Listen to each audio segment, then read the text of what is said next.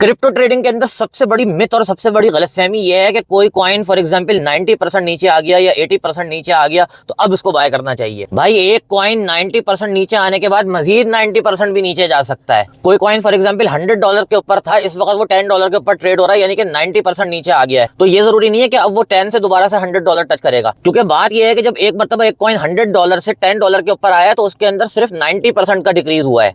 लेकिन अब $10 से दोबारा $100 जाने के लिए उसको 90% गेन नहीं करना है, उसको 1000% का गेन करना है, क्योंकि 100% अगर वो गेन करेगा तो 10 से 20 पहुंचेगा। और ये भी जरूरी नहीं है कि $100 से $10 यानी कि 90% नीचे आने के बाद वो मजीद $10 से $1 के ऊपर यानी मजीद 90% नीचे नहीं आ सकता। और इसी तरीके से $1 के ऊपर आने के बाद भी मजीद 90% नीचे आ सकता है, यानी कि $0.1 के ऊपर भी वो आ सकता है, 10 सेंट के ऊपर भी आ सकता है।